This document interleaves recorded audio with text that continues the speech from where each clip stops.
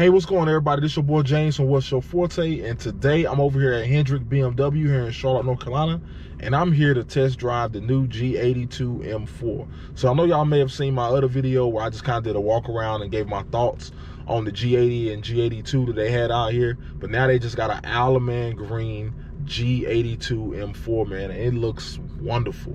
So I'm gonna go ahead and do a test drive today on that. Just kind of, you know, walk through and driving and kind of give my thoughts as I'm driving it, man. So let's go ahead and get to it.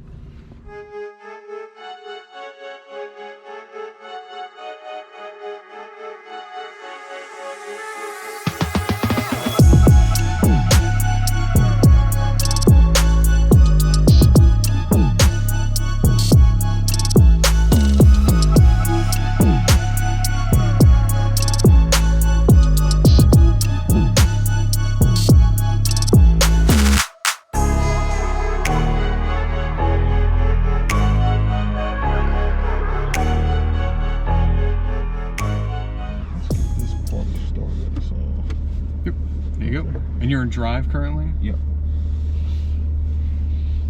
It feels weird getting back to a regular automatic car because the DCT doesn't just take off like that. That's why I was like, what in the world? Like, why the car just take off? Because it's starting to move forward instead of waiting for you to give it input. Yeah, I was like, man, why the car just start moving? I got to get back used to that. Well, if you wanted to, you could actually make it more like the old one where if I put auto hold on, it wouldn't move until I give it gas. Oh, okay. If you want it like that. Yeah, we'll maybe try that out once we... So I'm gonna get on here and take a right. Yep. Right? And we're gonna keep in the right lane, that way we can get off Independence. Alright, yeah, Independence is probably the best right now. These seats are super comfortable too. They're way more comfortable than the seats in my car. My seats in my car, they're not bad, but when you take if you're in it for like more than 3 hours, oh yeah, it can get a little. Yeah, I've got an STI, so my cars feel super nice until you've been on the road for like an hour and a half, and it's like, ooh, never mind. So how has the reception been on these grills? Because I know y'all have the 4 Series with the sort of the same type of grills, and then you have this. I mean, I don't think it's personally going to hurt sales, but that's me. But it's really mixed. Okay. Like, some people think that they're terrible, some people think that they're okay, some people are like, oh, it's a new design choice. Up to them. Really depends. I think on the M cars it looks better because they have the side slots. Yeah. I think on the 4 Series in general with the honeycomb grill, that's the more divisive. Yeah, I don't like the 4 Series at all. I don't like it at all. I mean, it's mixed. At first when I saw it pictures, I thought it was terrible. Yeah. In person it looks a little bit better, but I'm still not decided on if I really like that design language or not. I think on the M cars with the side slats, it looks really good. But that's just personal input. We'll make a right here, right? Yeah, I think I remember it. Yeah, because then we'll get to the end of this road and make a right as well. And then you just loop all the way back around and come back up Independence. Yep. Yeah, we'll make a right onto Monroe, and then we get to the McDonald's, make a right there, and then we have that S curve to go back on Independence. What are y'all doing? Are you going straight or you turning? You don't got no signal on. I'm assuming you're going straight.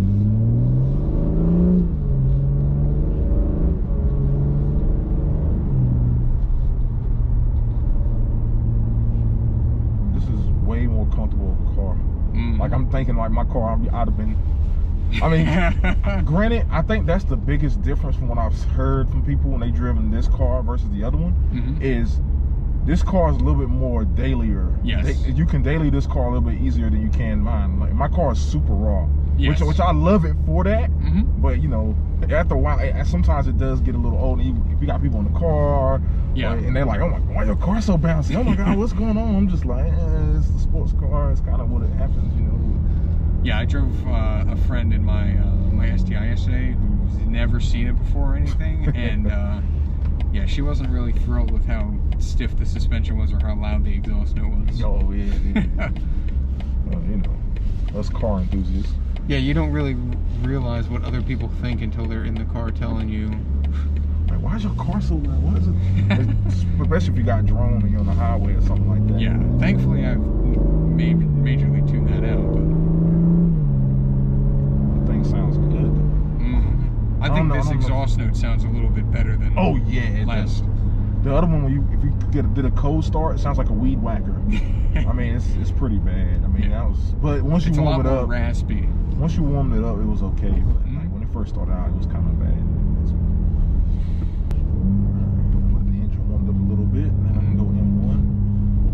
I bet you a lot of people don't do that. They don't even care. They probably just put straight in Sport Plus off the gate. Yeah, I'd say that's probably how most people do it.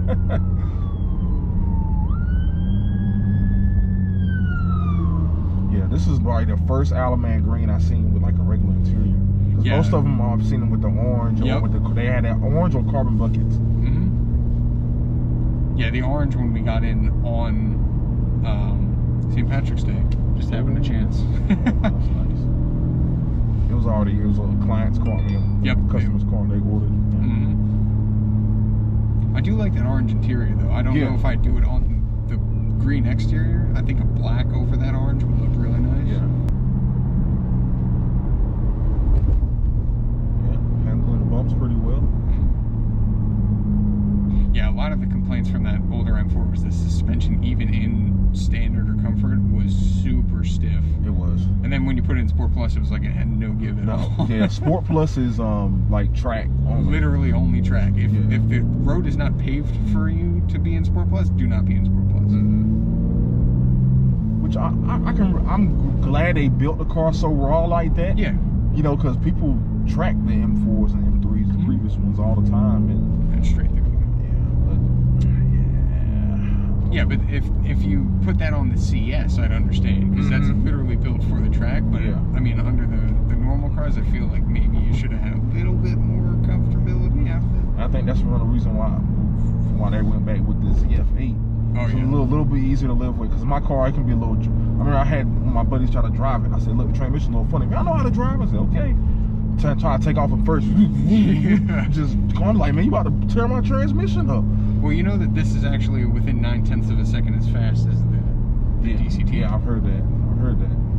That DCT, it just hits different though. When you're wide open and you shift it, and it feels like you're almost about to break something, because it's the clamping. It's so loud, and it feels like you're about to just, I don't know. It's kind of crazy sometimes. Okay, manual downshift. And it's in D2 right now. Now we're in full manual.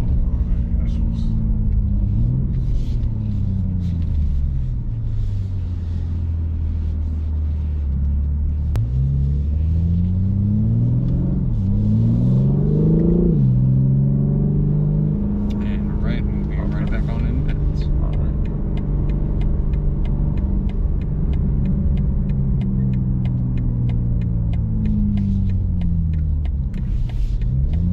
Take the burbles out? Oh no, there's still some. Oh, it may be a little muted because where we're at. Well, we're also in sport, and the braking service hasn't been done yet. Oh yeah, that's right. Yeah. Once the braking service is done and you put it in Sport Plus, completely different sound. You can hear it a little bit right now, but it's not as pronounced.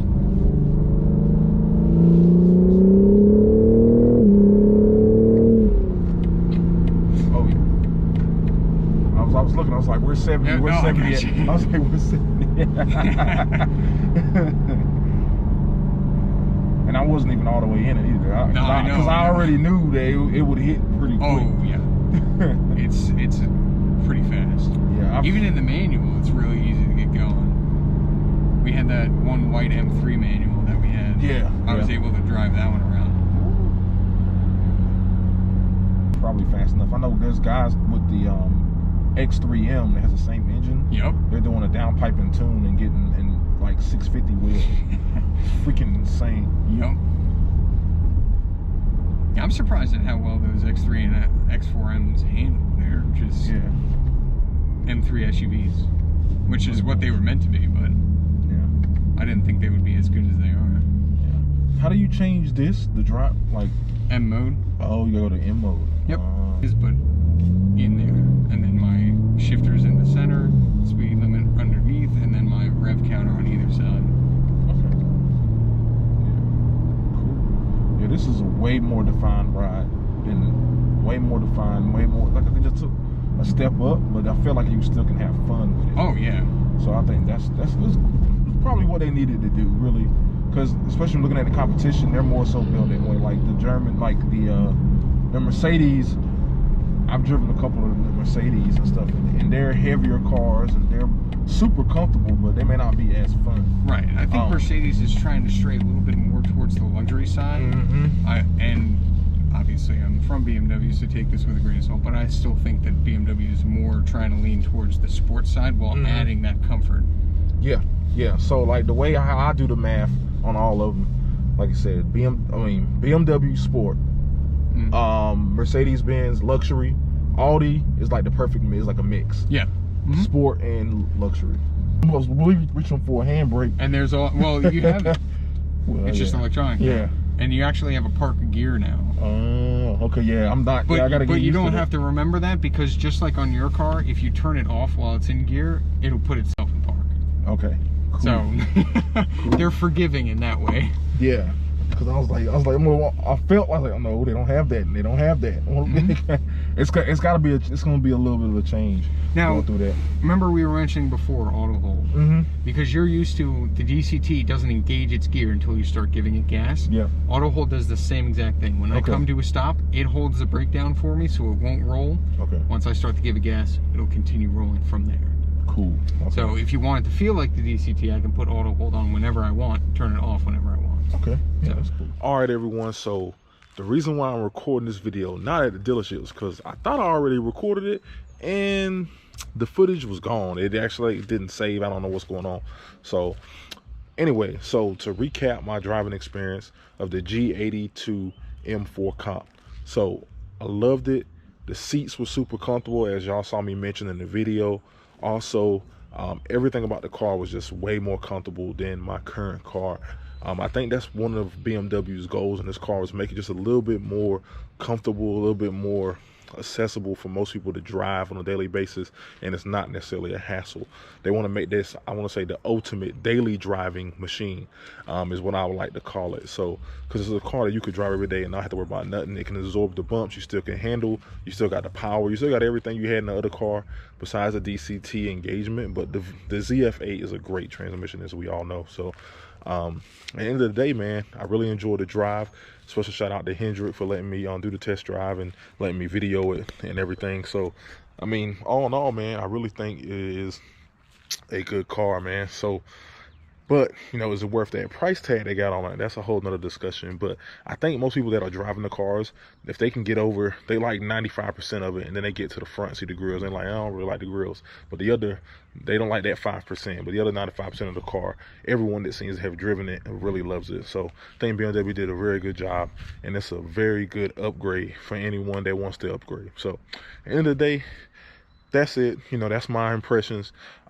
It is a little bit, it isn't as raw as the previous car, but it's still a good car. So that's what I have. That's all I have today. So make sure y'all like, subscribe, comment down below. Let me know what y'all think about it, and I'll holler at y'all later, man. Peace.